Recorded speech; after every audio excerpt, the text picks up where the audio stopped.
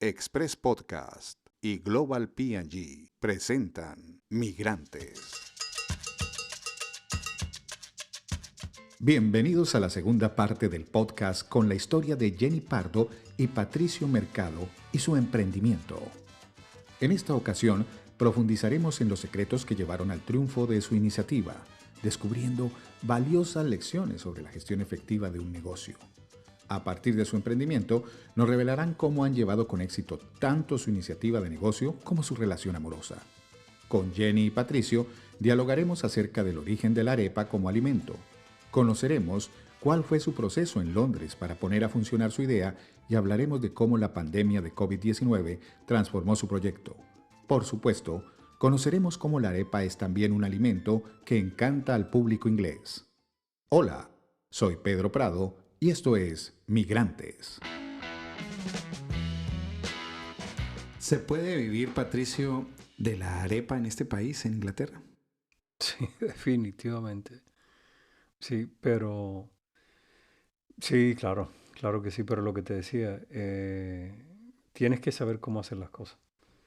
Tienes que saber y sí, tienes que conocer muy bien de tu negocio. Yo creo que la arepa o cualquier otra cosa en particular, pero tienes que ser comprometido al 100% con lo que estás haciendo. Pero sí se puede vivir. Bueno, y ahí metámonos un poquito, sin revelar muchos secretos del negocio, pero por lo que te he escuchado y por lo que los he escuchado, ustedes son de ese tipo de migrantes que se informa, que lee, que investiga, que averigua, que se comprometen, que se involucran en la nueva vida que tienen en esa nueva sociedad. Y mi pregunta va relacionada a, ok, yo ya tengo una idea y tal vez quiero vender arepas, pero para llevar esa idea a la realidad, pues lo que tú dices, hay mucho trabajo. Ya en la parte logística, en la parte, digamos, de la organización, ¿cómo uno hace para ir y decirle al gobierno, quiero vender arepas, quiero vivir de esto y quiero estar en los mercados que pueda estar, o quiero abrirme un espacio, colocar mi toldita, mi carpa y darle la bienvenida a los ingleses, no ingleses y a la gente que vive aquí en Inglaterra? ¿Cómo es ese proceso para vender? Es como todo, o sea, cuando tú vas a abrir un negocio necesitas licencias. Entonces tienes primero que registrar tu compañía al council y luego solicitar las licencias. Sin licencia no puedes hacer nada. Primero porque las personas... Ahora, para eso una parte, lo de los mercados, conseguir un puesto o abrir un stall en algún sitio, primero necesitas ser parte de ese mercado. Entonces tienes que aplicar, tienes que llenar una solicitud y aplicar. Si les parece interesante tu producto, te van a llamar, pero ahí es cuando ellos te van a pedir, tienes este certificado, tienes esta licencia, tienes esto y esto otro. Y esa licencia, lo que te digo, tienes que hacerlo a través del council y ahí paso a paso te vas registrando. Entonces, cuando ya primero tengas tu licencia y tus registros, aplicas a los mercados y ya si tienes suerte, pues ya está. Ya tienes eso listo. Tienes eso listo, pero de ahí viene otro tema de trabajo, es el tema de los insumos. Estamos hablando de un producto que tiene su origen, digámoslo así, en sabores, en texturas latinoamericanas. ¿Cómo les ha ido con ese tema de los insumos? Aquí tú consigues de todo. Aquí consigues de todo, de todo. Lo bueno que tienes en Londres es que es una ciudad multicultural. Entonces, cuando tú tienes esa parte multicultural, tú sabes que la gente viaja con los sabores en la maleta, por decir algo, y no quiere desligarse completamente de sus orígenes. Ahí, si tú llegas a un sitio, a ti te gusta probar la comida como es, hombre, sí, muy chévere me parece interesante, pero llega un punto en que empiezas a extrañarlo. Y ahí es cuando vienen las grandes compañías que te van a importar las cosas y te las van a poner ahí al lado tuyo. Entonces, esa parte multicultural nos ha ayudado mucho. Y Sudamérica tiene mucha influencia de África. Entonces, de África o del Caribe más que todo. Entonces, si consigues yuca, en cualquier mercado los vas a conseguir yuca, vas a conseguir plátano, vas a conseguir ñame, vas a conseguir maíz, vas a conseguir todo eso. Entonces, como que por esos insumos o por la cadena de suministro no se va a ver truncada de momento, a menos que, no digo, pasa lo del Brexit y ahí es cuando nos va a afectar muchísimo, muchísimo. Jenny, 2014 una arepa costaba ¿cuánto? 5.50. Hoy, ¿cuánto cuesta una arepa? Entre 9.50 y 10 Bueno, no ha subido libras. mucho, ¿verdad? Es decir, no ha subido. Es un producto también atractivo por el precio, me imagino. Sí, qué pena lo que pasa es mira, hay mucha gente aquí que vende arepas que no son ni siquiera de maíz molido y creo que de pronto el esfuerzo es un poquito menos y le queda más fácil en términos de costo puede ser menos. Lo que yo trato de hacer con la gente es, y mucha gente me dice, "Ey, ¿por qué no le sube más el precio de acuerdo con la inflación o lo que está sucediendo en la economía?" Yo lo que trato es de que mi producto le llegue a la gente y la gente se sienta satisfecha y vuelva una, dos, tres veces y pasan años y ya van allá la familia con los hijos grandes y todo eso. Y ahí esa conexión. Entonces, cuando tú a veces le empiezas a subir el precio de manera que estás pensando en ese tipo de beneficio, ya vas perdiendo ese tipo de conexión y más cuando tú ves que la situación no le afecta a uno, nos está afectando a todos. Entonces, tener un poquito de consideración y pensar en el bolsillo de los clientes también tiene su gratificación. Bueno, hablemos de ese momento, esa etapa tan dura, el COVID que pues enlaza con el Brexit. Sí, tú la mencionabas al principio. ¿Qué pasa con con Mulata? ¿Qué tienen que hacer? Porque me imagino que sus actividades cesan. Bueno, nosotros justo estábamos en Colombia y regresamos en ese año, en el 2020, regresamos el 1 de febrero cuando eran muy pocos los casos de COVID que habían aquí en Inglaterra.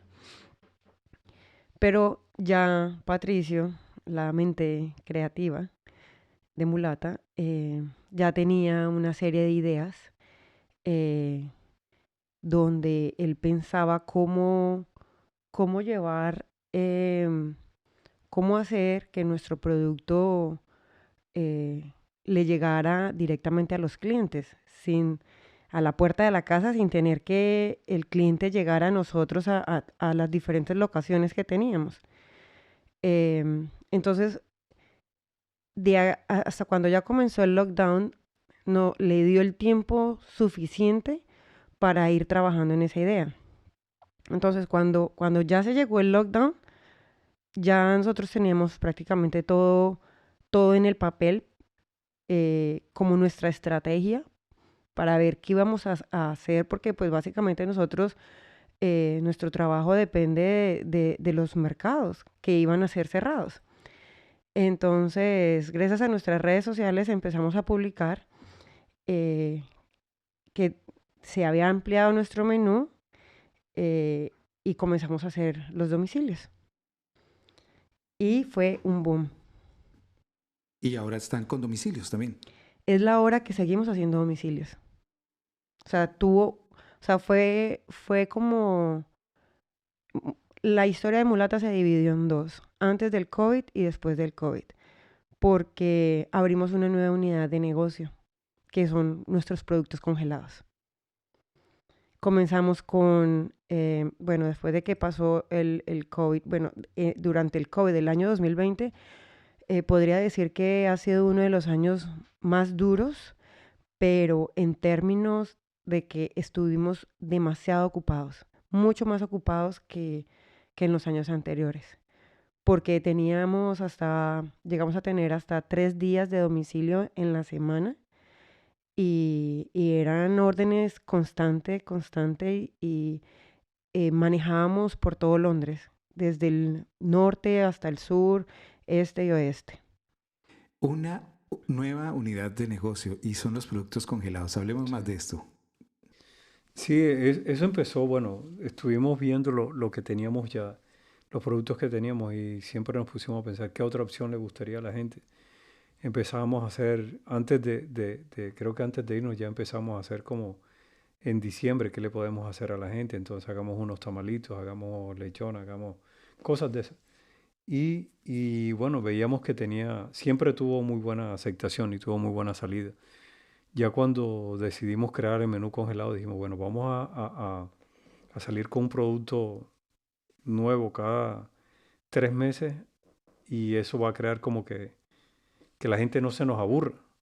Entonces ahí fue cuando entran los pan de bono. Entonces hagamos el pan de bono, hagamos la arepa de huevo, hagamos otra cosa y cada 3 meses íbamos metiendo un producto diferente y a la gente como que era, listo, este primer trimestre probamos esto, con qué irán a salir. Entonces, así no se lo preguntaron, ya ellos se daban cuenta que cada 3 meses íbamos saliendo con un producto nuevo. Y eso creó como que ese interés y bueno, sabíamos que la comida, la conexión emocional que tiene con las personas, ¿no? Y en COVID, el estar satisfecho o contento o que tus emociones estuvieran muy equilibradas, hacían que ese tiempo pasara un poco más rápido.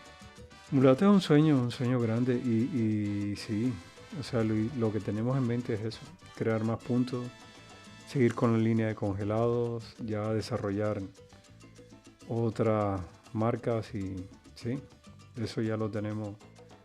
Esa es una idea que estamos trabajando, inclusive era una idea que teníamos muy muy clara y veíamos muy cerca antes del COVID, antes del Brexit, y tocó dejarlo un poquito quieto. ¿Es la arepa venezolana o colombiana? Nunca se lo discuto a nadie porque me tocaría hacerle una explicación socioantropológica a la gente. ¿Por qué le digo socioantropológico? ¿Por qué? Porque es que la comida influye en la parte cultural y de cada región, de cada país, de todo eso. Y influye de una manera fuerte, o sea, el sentarse a la mesa, compartir con la familia, los ingredientes, todo eso, hace parte de una sociedad. Y entrar a explicarle a la gente de dónde viene la arepa, de qué si es, empieza con que no es una comida de ahora, sino eso, yo inclusive antes le decía a la gente, mira, esto ni siquiera le pertenece a los colombianos ni a los venezolanos. Antes de que llegaran los españoles, esto es una comida milenaria. Donde existió el maíz, existió la arepa. Ahora, ¿cómo se comía en el maíz? Ya hay diferentes presentaciones, entonces ahí es cuando tú empiezas a decirle a la gente, mira, desde México las tortillas es una arepa delgadita que es flexible, con la que se hacen tacos, se hacen de todo. Vas bajando, entras a El Salvador, encuentras la pupusa, que es una arepa que se rellena y se hace de otra manera.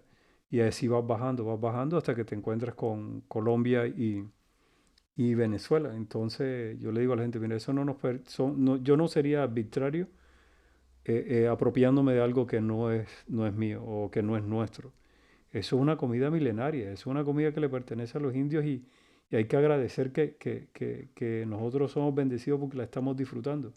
Lo que sí le digo a la gente es que por eso más adelante lo de mulata es conservar la tradición. De ahí hasta sale el nombre, que es lo que nosotros queremos transmitirle a la gente, que es la comida que nosotros hacemos es con muchísimo esfuerzo, pero transmitiendo eso, que la cultura permanezca. Lo que pasa es que le hicimos un twist ahí con el queso y todo eso, porque dije, no, me voy a inventar unas que sean mías, que lleven mi nombre, que si el día de mañana, dentro de todas las tipos de arepas que hay en Colombia, la de chocolate, no sé qué cosa, todo eso, existe una que diga, y la arepa mulata, y esa me la inventé yo. Sí.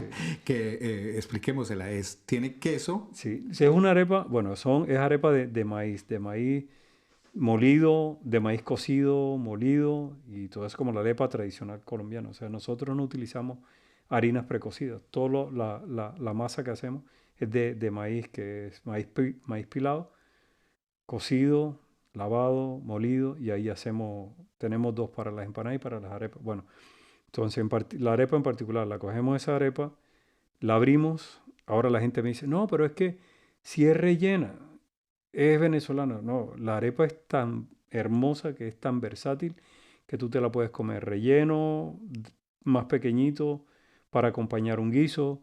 Te la puedes comer con queso, ya directamente con la masa, o la abres y le pones la masa, o se la pones encima. O sea, ya como tú te la comas, es depende de ti. Es tan versátil ese producto que puedes hacer maravillas con él.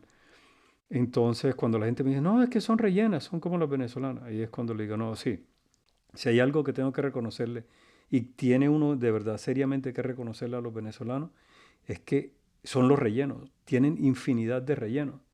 Y antes de nosotros empezar con los rellenos, esos rellenos los establecieron los venezolanos. Entonces, eso sí es algo que yo se lo reconocería. De los rellenos que le colocan, que son espectaculares y a mí me fascinan. Pero la de nosotros nos centramos en 3 rellenos básicos, que son los que en realidad son los que a mí me parecen que son los más prácticos y me gustan. Pero a mí en particular, no quiere decir que desacredite las otras, no. Y me enfoqué en eso porque también dije, si empiezo a poner 50 rellenos, pues le voy a quitar, voy a complicar, voy a estresar más a los clientes. Prefiero que el cliente me pida una y se acostumbra a su sabor, o a 2 más y ya está. Entonces viene la arepa de maíz, la abrimos, le ponemos un poquito de guacamole, un poquito de ají si la gente quiere, y le ponemos los rellenos, o los vegetarianos, o lo que es la carne esmechada, o el pulled pork, y los otros que son de el pollo, en fin. Les ponemos a veces a las de cerdo, y a unas que hacemos mixtas también le ponemos pork crackling, que es el chicharroncito, pero bien finito y bien picadito para que se siente el crujiente. Y luego le ponemos queso. Pero el queso de nosotros no es el queso que se lo ponemos encima, no, sino lo fundimos. Lo hacemos al grill. Entonces ese queso ya en el grill sellamos la arepa con ese queso fundido. Y queda así todas morenitas, todas tostaditas, muy ricas. Y las terminamos con un toque de guacamole encima. Esa es la arepa mulata. Bueno, lo mulata ya sabemos por qué, mulata cuisine, porque el apellido cuisine. Cuisine es de cocina, es francés. Lo de cuisine podría ser cocina, pero cuisine es la parte internacional, eso que le quería dar yo. O sea, el matiz que hay de lo que significa la cuisine en Francia. O sea, Francia es una de los puntos de referencia de cualquier chef. Y involucra eso, o sea, el que sepa lo que es la cocina en realidad, sabe los sacrificios, cómo se respetan los ingredientes, todo eso. Entonces quería darle ese nivel, y que si alguien supiera de cocina, algún chef sabía que eso, el que está detrás, tiene ese compromiso. Y lo de mulata porque es una de las maneras que podemos resaltar lo que nosotros somos. Nosotros en Colombia somos una mezcla de raza, y cada persona que está involucrada en ese jarrón de mezcla, pues llegó a Colombia con sus tradiciones, sus culturas, y le aportó algo a lo que somos nosotros. Entonces siempre quise resaltar eso. La manera de decir gracias por todo lo que nos trajeron y por todo lo que aportaron a lo que somos nosotros. La familia y los negocios. ¿Cómo hace uno para mantener viva esa llama del amor en medio de tanto estrés? Y digámoslo así, con ternura en medio de tanta comida y tanta arepa. Es una pregunta muy, muy común, porque básicamente estamos las 24 horas del día juntos, y eso ha sido sobre todo básicamente desde el COVID, porque antes del COVID yo estaba trabajando, trabajaba de lunes a viernes, compartíamos solo los fines de semana, pero solamente en la mañana y en la noche, porque yo me iba para mi mercado y él se iba para su mercado. Entonces, le doy gracias a Dios, nos entendemos muy bien.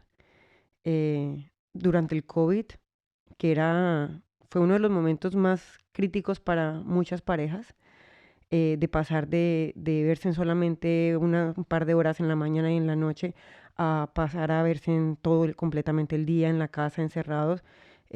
Muchas parejas sobrepasaron esos problemas, otras desafortunadamente no. Nosotros llevamos tanto tiempo juntos, llevamos 13 años, nos conocemos nuestras fortalezas, debilidades, sabemos cómo manejarnos dependiendo de cada situación. Y yo creo que durante el COVID antes nuestra relación se fortaleció un poco más. Y el hecho de trabajar juntos, yo entiendo su método de trabajar. He aprendido gracias a él muchas cosas porque yo no tenía nada que ver con cocina. Em, pues pienso que soy su mano derecha porque he aprendido todo. Él me ha hecho a su molde, ¿sí? Entonces podemos pienso que trabajamos muy bien y estamos muy acoplados. Em, pero sacamos tiempo para todo. Tenemos tiempo, cuando vamos a trabajar, vamos a trabajar. Cuando vamos a hacer deporte, vamos a hacer deporte. Él tiene sus hobbies, yo tengo los míos. Cada uno tenemos nuestros espacios, nos respetamos nuestros espacios, lo que a cada uno nos gusta hacer. Muchas veces podemos estar en la casa juntos, pero sin embargo tenemos nuestro propio espacio. Eh, no. A veces incluso entre nosotros decimos, nosotros no peleamos, no tenemos ningún problema, y pienso que la comunicación es muy importante. No solamente en una relación de pareja, sino en cualquier tipo de situación, en cualquier ambiente. Desde que las cosas estén claras desde un principio, yo pienso que todo fluye tiene mejor fluidez, ¿sí? Y Patricio, Sí, o sea, nos respetamos mucho. Y el apoyo, o sea, ha sido eso. Igual, una de las razones por la bueno, yo antes de empezar con Mulata, yo duré como 3 años trabajando full time y antes de hacer Mulata, para dedicarme al 100%, yo trabajaba full time y los sábados y domingos hacía los mercados. O sea, duré así 3 años. O sea, no descansé prácticamente en esos 3 años. O sea, y cuando tenía las vacaciones era que lo aprovechaba para hacer otros mercados, ir conociendo, ir metiéndome más. Entonces ya cuando vi que el negocio funcionaba, fue cuando dije, no, me dedico de lleno a mi negocio y ya está, a estar bien. ¿Por qué? Porque es que es la única manera como nosotros somos dueños de nuestro tiempo, al final. O sea, nosotros sí trabajamos duro y estamos en los mercados y todo eso, pero también sacamos tiempo para irnos de vacaciones y nos vamos 6 semanas. O, bueno, porque no pudimos viajar en el tiempo del COVID, pero después del COVID duramos, ¿qué? Como 3 meses sacándonos 8 días y nos íbamos para algún lado, 5 o 6 días. Y todos los meses teníamos que estar en algún lado por 4 meses. Entonces sí queda tiempo, se pueden hacer cosas. O si no, te vuelves loco. O sea, no. Nos sirve para darnos un espacio también para nosotros, para poder dedicarnos a nosotros. Y sí, es duro, pero sí sabemos cómo manejar los tiempos para hacer la producción, para hacer el mercado y también sacar tiempo para nosotros. Punto de encuentro para las parejas inglesas. Mira, lo más bonito es ver para mí es muy gratificante, ¿no? Y cuando veo familias que son de ingleses y muchísimos casos tenemos así, de parejas que llegan cuando son novios y les gustó y se ponían como que el sitio, aquí nos vamos a encontrar los domingos. Y tú veías que ahí llegaban, porque no llegaban juntos, llegaba él primero, llegaba ella primero y ya llegaba él y era su punto de encuentro. The meeting point. The meeting point. Entonces pedían unas arepas de choclo o unas empanadas. Y ahí empieza todo. Luego se hacen novios. Luego que hacen novio siguen yendo los domingos. Y ya tienen un bebé. Entonces llegan, se pierden un tiempo y llegan a decirme, hey, mira, Patricio, Amy está embarazada. Entonces, y siguen comiendo arepas. Y ya nace el bebé.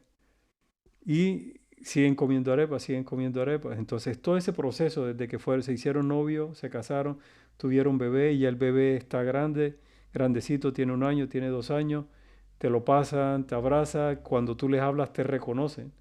Porque la conexión que hay de la mamá sintiendo a gusto comiéndose algo, el bebé lo siente. Y esa voz que le está diciendo, esta arepa, ellos como que la recuerdan, me imagino yo. Y por eso los niños cuando ya nacieron, me los pasaban, yo los abrazaba, los cargaba y era como que una cara de felicidad como si te conocían antes de que nacieran. Entonces, ver todo ese desarrollo es muy gratificante. Y como ese caso se ha repetido, ¿qué es lo que nosotros tenemos? Tenemos comfort babies. Porque, Comfort babies. comfort Así babies, es que lo porque llamo. desde que antes de que nacieran, ya teníamos esa conexión con los papás. Entonces, eso es interesante. Y ese caso ha pasado más que, no tanto con colombianos. Bueno, ahorita último con colombianos, pero inicialmente fue con ingleses, familias inglesas, parejas inglesas que el meeting point era ahí en Mulata. Tesón, alegría y un nuevo miembro en la familia. Ustedes son esa imagen, ustedes son ese país, ustedes son ese símbolo que uno quisiera que el inglés conociera del colombiano. Y no solo por el hecho de vender un producto que se llame arepa, sino por ese tesón, por esa alegría, por esa característica, por esa amabilidad, por ese don de gentes, por hacerlo sentir a uno como migrante también que aquí tenemos un espacio y que aquí también ofrecemos cosas. ¿Ya ustedes cómo lo sienten? ¿Sí se sienten orgullosos? ¿Sienten que están haciendo patria dentro de otra patria? Porque ustedes son ingleses también. Sí, definitivamente. Y creería que nuestros clientes pueden sentirlo cuando se acercan a nuestro stall, desde el ambiente, la música, que nosotros como buenos latinos no podemos trabajar si no tenemos música. Entonces nosotros es chistoso porque vemos a muchos clientes que no son latinos y escuchan nuestros ritmos y tú los ves que se contagian de la alegría, porque tú los ves que se empiezan a mover, empiezan a bailar y eso es uno de los atractivos que llama mucho la atención. Nuestro carisma.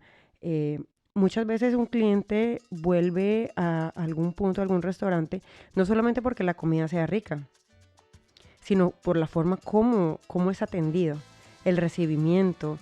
Yo creo que ese es el parte del éxito que tiene Mulata, que es el servicio al cliente que ofrecemos con cada visita.